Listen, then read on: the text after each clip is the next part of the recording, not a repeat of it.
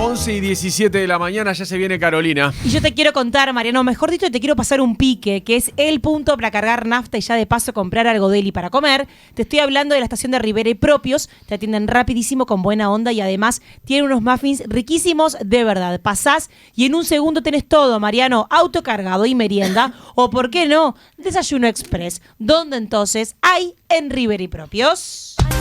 Sin Corset, la columna de género de Caro Notal Giovanni es presentada por Vegasina, de la cocina a la oficina.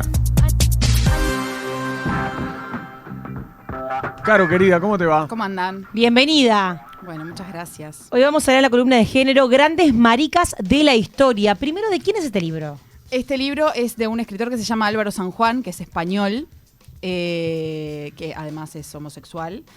Y bueno, publicó este libro el año pasado, que de alguna manera es como un compilado de grandes personajes históricos, hombres y mujeres, que bueno, han hecho grandes aportes a la historia de la humanidad y que su sexualidad ha sido invisibilizada y deformada, hasta porque se ha tratado también de pasar como heterosexuales a personas que en realidad no lo eran.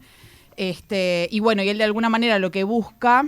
Perdón que estoy medio agitada, pero vine apurada. Viniste en bicicleta, ¿no? Sí, pero aparte apurada. Está divina la ciudad hoy para pedalear, ¿eh? Ah, y hace calor afuera. Yo no sé cuánto. No, pero no solo por el tiempo, está divina. Está tranquilo, porque, sí. Porque hay poca circulación de autos, ¿no? Sí, está tranquilo, sí.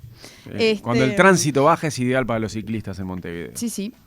Entonces, bueno, cito así un parrafito nomás, Dale. que de alguna manera explica esto, que es bueno, son palabras de él, ¿no? Encontrar a una persona gay o trans en un libro de historia es casi como buscar una aguja en un pajar. Da la sensación de que los machos heterosexuales y viriles son el único tipo de hombres que han hecho historia. Sin embargo, más allá de la historiografía tradicional, nos encontramos con grandes poetas intelectuales o científicos homosexuales cuyos deseos han sido borrados de un plumazo. Eso es como una forma, parte de lo que él dice para explicar de qué se trata el libro.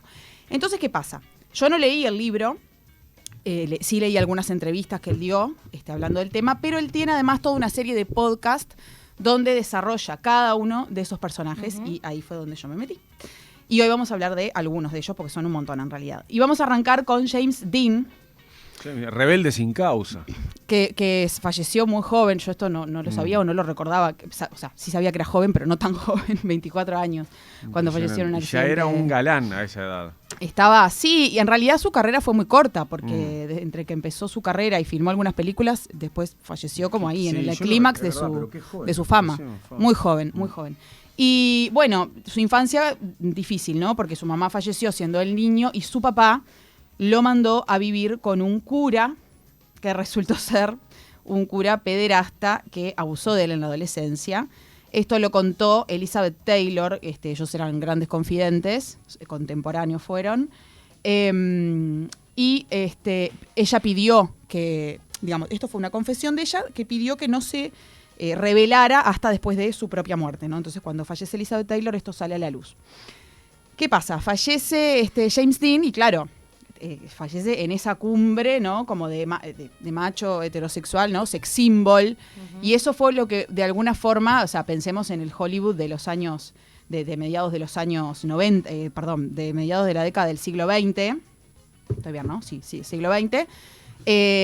Donde la industria cinematográfica de Hollywood se alimentaba de esos grandes estereotipos, mujeres y como fue Marilyn Monroe desde la vereda de enfrente, digamos. Exacto. Y James Dean, por ejemplo, para crear sus películas, sus producciones, ¿no? Entonces había que mantener como ese mito de James Dean en esta cuestión de sex symbol, ¿no? Que se había creado. No se sabe, hay como varias versiones, todo esto que estoy citando es todo lo que plantea Álvaro San Juan en su libro y en sus podcasts. Él falleció exactamente en el 55. En el 55. En California. Sí. Lo que decía, que hay como varias teorías, algunas plantean que lisa y llanamente era homosexual, o sea, no teorías, sino testimonios de personas que lo conocieron, y otras dicen que era bisexual, por ejemplo, ¿no? Y también se usaba mucho en ese momento cuando la industria o la sociedad como no podía de alguna forma ya tapar, ¿no?, el tema de la homosexualidad de algún personaje, se recurría a este tema, no, bueno, pero en realidad es bisexual porque estuvo con fulana, con mengana. Era como... Justificación. Era menos grave. Ah, ok. Como que era menos grave, como que bueno, si no podemos negar absolutamente algún tipo de homosexualidad, por lo menos tratemos de plantar la mentira de que es bisexual para que suene menos grave, ¿no? Es como si fuese más normal por tener algún tipo de deseo hacia las mujeres en este caso, ¿no? Que estamos hablando de un hombre, ¿no? Era un poco más aceptable. Incluso, una de las cosas que él contó en una entrevista, o sea, estoy hablando de James Dean, le preguntan cómo se había liberado de que lo reclutaran para la guerra de Corea. Y él lo que dijo en su respuesta es justamente, aludió a su homosexualidad, porque en esa época se consideraba un trastorno psiquiátrico, y para demostrar le dio un beso al médico que estaba certificando ese trastorno psiquiátrico, ¿no? Okay. Entonces ahí se liberó de ir a la guerra. Bueno, en 2006 se publica esto que decía de las versiones y los testimonios que hablan de este tema, ¿no? De su sexualidad. Un íntimo amigo de él, con el cual además aparentemente él tuvo en realidad una relación de convivencia de pareja, o bueno, no sé si de pareja, pero digamos amorosa, no eran exclusivamente amigos, publica unas memorias en 2006 donde justamente una de las cosas que decía era que las novias, las mujeres que él había tenido a nivel público eran tapaderas, como le dicen en España, tapaderas creadas por los estudios de Hollywood para esconder su homosexualidad, ¿no? Y otro biógrafo que también escribió un libro sobre James Dean en 1995, también afirmaba esto de que sus intentos por, en el comienzo de su carrera, por ingresar a la industria de Hollywood, estuvieron acompañados en varias oportunidades de contactos homosexuales con cineastas que a partir de esos encuentros le prometían papeles en sus películas, ¿no? Casting sábana. El famoso casting sábana, ahí está. Después vamos a una mujer y latinoamericana, Gabriela Mistral, chilena, poetisa, pedagoga y diplomática, entre otras cosas, que fue la primera mujer iberoamericana en recibir el Premio Nobel de Literatura. Y esto es una de las cosas que dice Álvaro San Juan sobre Gabriela Mistral. A Gabriela Mistral le han robado la sexualidad como a pocas mujeres. Incluso ella misma se tuvo que negar a sí misma porque el siglo XX no era seguro para nosotros, o sea, para los hombres gays, y siendo mujer menos aún. Ella tuvo una relación con una mujer escritora estadounidense que se llamaba Doris Dana, que públicamente la presentaba como su secretaria, o sea, Gabriela Mistral la presentaba como su secretaria. No nos olvidemos que Gabriela Mistral, además de ser mujer y tenía origen humilde, o sea, no venía de una familia aristocrática ni mucho menos, tenía rasgos indígenas y además era lesbiana, ¿no? O sea, se compró todos los números para ser discriminada, básicamente, ¿no? Cuando fallece Doris Dana, bueno, ya en ese momento Gabriela Mistral cargaba como con un peso enorme a nivel social por su peso, repito, literario, y la proyección del Nobel que hizo que bueno, el tema de su sexualidad no, evidentemente tenía que ser ocultado bajo todo concepto porque hubiese sido un escándalo en ese momento. Más acá en el tiempo pasó con la tenista argentina Gabriela Sabatini, que durante toda su carrera y también como ex tenista ella nunca blanqueó y recién en los últimos años aparecen notas de ella paseando con su novia hoy, pero claro, siendo ya una mujer cincuentona, claro, ex deportista, ¿no? Pero en el momento de mayor ebullición de su carrera no salían del closet los deportistas tampoco. Claro, sí. Y bueno, y una cosa que plantea San Juan es que en el caso de las mujeres, ¿no? También se daba y se da hasta hoy esta cuestión como de la homosexualidad femenina es casi como que un juego, o sea, si sos varón homosexual, sos gay, punto, chau. Ahora, si sos mujer, lesbiana, es como bueno, es una fantasía, en realidad está explorando, ¿no? Y capaz que la mujer ya se considera re gay, re lesbiana, ni mira a los hombres, o sea, es como, ay, bueno, ¿no? Y también era como una estratagema que se usaba para, cuando ya no lo podían tapar, bueno, como en realidad es como un chichoneo, y las mujeres siempre fueron más como de lo afectuoso, ¿no? Como esas especies de argumentos que surgían. Después tenemos voy saltando de épocas, Oscar Wilde, dramaturgo, poeta y crítico irlandés en la segunda mitad del siglo XIX. Ahí, bueno, además de que había una obsesión completamente radical en la persecución de los homosexuales, de hecho fue encarcelado por ese motivo, ahora vamos a contar un poco, y sometido a trabajos forzosos durante 2 años que prácticamente lo condenaron a muerte porque después que salió de la cárcel no pudo recuperar ni su salud, ni su vida, ni nada, ¿no? Él originalmente se casa con una hija de los miembros del Consejo de la Reina, una chica de familia acomodada, pudiente, acomodada, y tiene 2 hijos con ella. ¿De dónde surge esta cuestión de su homosexualidad? Bueno, por ejemplo, en la novela Retrato de Dorian Gray, que es una novela que habla un poco como del narcisismo, ¿no? Dorian Gray es retratado, el personaje principal es retratado en un cuadro y es como una cuestión de la eterna juventud, ¿no? Lo que él como que propone o desea en esa novela es que todos los achaques de los años que una persona tiene a lo largo de su vida, en vez de recaer sobre él, recaigan sobre el cuadro, ¿no? Bueno, y el cuadro es el que envejece y el que da, y él queda siempre espléndido. Entonces, bueno, en esa novela generó un gran revuelo por la crítica literaria en ese momento, porque justamente tenía tintes homoeróticos que en ese momento, lo que se llama la época victoriana, ¿no?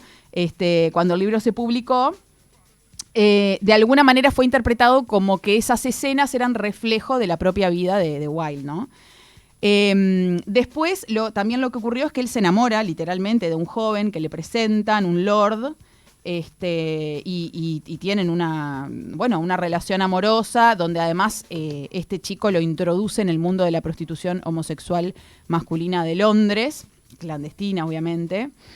Pero ¿qué pasa? El padre de este chico, que era un marqués, el marqués de Queensberry, lo denuncia a Wilde, porque claro, el nene, 17 añitos, al padre le dio un síncope, lo denuncia, a partir de ahí son, ¿cómo se dice cuando te retienen los bienes? Bueno, pierde todos sus saberes, digamos, queda como en la ruina y envía a este señor, el padre de este chico. ¿Lo desheredan? ¿Se puede decir? Es como cuando te retienen todos. Sí, le congelan los bienes. Claro. Le embargaron todo. Exacto, lo dejaron en la lona, como se dice, ¿no? Y envía las pruebas a la policía, las pruebas que él tenía de esa homosexualidad, que recordémonos que estaba perseguida por ley. Y ahí es cuando lo condenan a 2 años de trabajo forzoso, lo que contábamos al principio, ¿no? Después volvemos a las décadas de los 90 con una actriz, Greta Garbo, que nació en Estocolmo y estuvo en su punto álgido de fama en la edad de lo que se llama la edad de oro de Hollywood en la década de los 30 y fue de hecho la actriz mejor pagada de los años 30, ¿no? Greta Garbo conoce a Mercedes Acosta, que fue una poetisa y dramaturga estadounidense. Mercedes, mirá, nombre latinoamericano. Mercedes Acosta era la sí, Mercedes Acosta, mirá. Sí. Bien. Calculo que sería de padres latinos, me imagino. ¿Y qué pasaba? Así como las mujeres en muchos aspectos la tenían más difícil, también era como más fácil, porque claro, no estaba tanto como la mirada inquisidora cuando las mujeres, por ejemplo, se reunían. Entonces, en esa época se creó una cosa que se llamaba el Club de la Costura. El Club de la Costura. No sé qué es más aberrante. Que, como dice el dicho, no daban puntadas sin hilo, nunca mejor aplicado. El Club de la Costura no era otra cosa que la reunión de actrices famosísimas de esa época, lesbianas, que bajo esa, ¿cómo se dice? Eufemismo, se reunían en las mansiones de Hollywood, de las propias actrices, a vivir libremente su sexualidad, vida, básicamente. Sí. Entonces, ¿qué pasa? Ella ahí ya había conocido a esta dramaturga Mercedes Acosta, y lo que sucede es que empiezan en lo que fue la previa de la Segunda Guerra Mundial, digamos, empiezan a llegar desde Europa exiliados un montón de artistas, también cineastas, un montón de personas del ámbito artístico hacia Estados Unidos que se empiezan a reunir en Nueva York. Sí. Y ahí es donde justamente Greta Garbo conoce a Mercedes Acosta, que fue su pareja durante años. Yo no anoté acá los años, pero muchos años. Como 20 años, 30 años, una cosa así. O sea, prácticamente toda su vida. Una vez que se termina esa relación, ellas siguen siendo confidentes, pero cuando Mercedes publica sus memorias en la década del 60, porque tenía un tumor cerebral, en esas memorias deja insinuaciones de lesbianismo que enojaron a Garbo y ahí se quemó, como se dice popularmente, se quemó el cante y se rompió el vínculo amistoso que quedaba. Pero convivieron y fueron pareja durante muchos años. Después Greta Garbo falleció en el año 90. Bueno, eso no. ¿Sí? sí, ¿Tanto? Sí. Falleció a los 85 años. Muy tercera edad. Sí. Y ella, de hecho, terminó sus años, acomodada económicamente porque cosechó fortunas, y como que se aisló en su apartamento en Nueva York, y cuando falleció dejó sus fortunas a su sobrina porque era la única heredera que tenía. Claro, no tenía hijos. Bien. Y para terminar, vamos con Leonardo da Vinci, que a ver. además de pintor, bueno, fue todo, ¿no? ¿Qué no fue Leonardo da Vinci? Científico, botánico, escultor, filósofo, ingeniero, inventor, músico, poeta. Bueno. Le hicieron una serie de televisión, yo no la vi, pero lo escuché en estos podcasts de Álvaro San Juan, una serie de televisión donde, bueno, que está producida entre otros por la televisión española, por la RAE, y ahí dice él,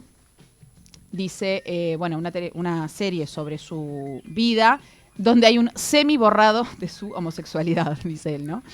Entonces, bueno, estamos hablando de fines de la Edad Media, principios de la modernidad, donde, a ver, el concepto de homosexualidad como lo conocemos y lo aplicamos hoy no existía. O sea, la palabra homosexual no estaba conceptualizado así. Se hablaba de sodomía, que no es otra cosa que el coito anal. Y que en ese momento era condenado con pena de muerte. Una cosa que sucede es que en el siglo XX, Sigmund Freud, reconstruye la infancia de la vida de Da Vinci a partir de sus obras y de los testimonios de la vida del pintor. Y una de las conclusiones que saca era que tenía fuertes tintes homosexuales. Ese es un dato. O sea, hay un montón de documentación atrás de todo esto, ¿no? Yo cito algunas cosas nada más. A su vez, en 1476, recordemos que Da Vinci nació en Florencia, en Italia. La Corte de Justicia de Florencia, hay un documento de la Corte donde se recoge una denuncia por sodomía contra 4 ciudadanos florentinos por la sodomización de un joven orfebre y prostituto, así lo dice Álvaro San Juan en su podcast. Y en esa denuncia, una de las personas que se nombra como participante de ese acto es Leonardo da Vinci. Y incluso Álvaro San Juan dice que él consultó varias fuentes donde, por ejemplo, los alemanes se referían a los homosexuales como florentinos. De manera como general, ¿no? Como que si te decían florentino te estaban diciendo que sos gay, ¿no? Y bueno, estas son algunas de las pinceladas que hablan de que, bueno, Leonardo da Vinci, que él incluso dijo al principio, tuvo una vida heterosexual. Yo no llegué a leer si él tuvo hijos, se casó o qué, pero que bueno, que finalmente los datos muestran que sí, que era homosexual. Y es otro de nuestros personajes de hoy, grandes maricas de la historia. Y quiero cerrar, porque y es una pregunta que a mí también me viene como así, como instantáneamente, ¿no? Uno dice, bueno, pero si no hablamos, cuando hablamos de otros personajes heterosexuales, ¿no? Conocidamente heterosexuales, no decimos tal era heterosexual, tal otro heterosexual. O sea, ¿por qué si no hablamos específicamente de personas heterosexuales para hablar de otras personas, tenemos que hablar específicamente de personas gays o de personas trans? Bueno, acá voy a la explicación. Dice Álvaro San Juan, como personajes... Un periodista en una entrevista le pregunta, ¿crees que todos estos personajes LGTBI llegarán a ocupar algún día el sitio que merecen en los libros de texto de historias, dice, de las escuelas españolas, pero de las escuelas de cualquier parte del mundo, ¿no? En realidad. Entonces él responde, como personajes que representan hitos en la historia, ya lo ocupan, o sea, ya tienen de hecho ese lugar esas personas. Ahora, solo hay que mencionar su sexualidad para que el colectivo tenga referentes cuando estudian desde pequeños y no se sientan las únicas personas LGTBI más del mundo. Que es lo que nos lleva pasando en nuestro colectivo desde tiempos inmemoriales. O sea, el famoso, viejo y querido, que hemos hablado tantas veces, androcentrismo. Esa idea instalada y nada discutida en un continuum a lo largo de la historia de la humanidad que te parece como que todo hubiese sido hecho por hombres heterosexuales, las cosas importantes del universo. Esta cuestión del hombre heterosexual, de clase... como el eje de todo lo que ha sucedido a nivel relevante en la humanidad. Y en realidad ahí surge la visibilización de las mujeres, que también han hecho, que tampoco están en los libros de historia, por lo menos hasta que yo estudié en la escuela y en el liceo, capaz que ahora aparece alguna, y muchísimo menos están los hombres gays ni trans, o las mujeres trans. Sí, totalmente. Entonces, en realidad la respuesta es esa, es la razón por la cual se tiene que visibilizar la sexualidad, las orientaciones sexuales o de género de estas personas que estamos mencionando hoy y de otras tantas que hoy obviamente no nos da el tiempo de hablar. Y hay que ver cómo sigue esto de aquí en adelante, ¿no? Cuántas personas y mujeres y hombres homosexuales que hagan un montón de cosas por la historia, por la cultura, por lo que sea, hay que ver en perspectiva justamente si van a ser destacados o no. Y bueno, yo no sé, me animo, creo que no hay ninguno de nosotros capaz que lo va a llegar a ver, pero en los libros de historia de dentro de 100 años, creo no, evidentemente ninguno lo va a llegar a ver. Dentro de 100 años, yo creo que me da la impresión por cómo es la sociedad hoy, esto que hablábamos recién, ¿no? Vos decías Gabriela Sabatini, bueno hoy Ricky no Martin, te cuelga nadie en la horca, en no. Occidente por lo menos, por decir, soy hay gay. muchos artistas que son íconos, ¿no? Ricky Martin hoy debería ser un ícono, utilizado también. Sí, como ejemplo. Tipo exitoso, o sea que hace todo bien, digamos. Pero que también le costó ¿cuánto? Ah, sí. Ricky Martin, y con esto cierro. A ver. Me parece un caso de estudio, porque no sé, capaz que hay otros ejemplos, posiblemente los haya, pero es como es como el ejemplo de hombre que se reconoció públicamente homosexual y que tiene a su esposo y sus hijos y su familia, y no por eso bajó del pedestal del sex symbol. O sea, él es que como que conservó las dos cosas de los dos mundos, llamémosle. Sigue siendo objeto de deseo. Sigue de las siendo mujeres, objeto de deseo, o sea, a nadie, a las mujeres, no les cambia un no pelo les empezó que a él gustar viva con menos, un hombre. digamos, Claro, o sea, no dejó de gustar y no fue tampoco condenado en ningún aspecto. Es cierto. O sea, como que sigue conservando esa cuestión como de viril y de sex symbol, que no se lo quitó el hecho de reconocerse gay. Por eso me parece que es como un caso de estudio. Quiero agradecer a Vegasina. A Vegasina por el apoyo a esta columna, la pueden encontrar. Ayer fue el día de los veganos. Ayer fue el día ¿Día de los veganos es o día de lucha por el veganismo? Bueno, no sé. Día del veganismo. Día del veganismo, me parece. Sí, creo que sí. Bueno, Día Mundial del Veganismo. Esta semana entonces es la semana ideal. Día para Mundial que le del compren algo a Veganismo. Vegasina. Bien. Y la buscan en Instagram. Gracias, Carola. Antes Gracias a de irnos, ustedes. son 12:20, Mariano, y nosotros seguimos tomando café. Sí, claro, Es increíble. el Carioca le damos de El punta. Carioca, le damos de punta, porque desde 1916, cuando se disputó la primera Copa América y Uruguay consiguió su primer título continental, el café era Carioca. Hoy, más de 100 años después, la marca del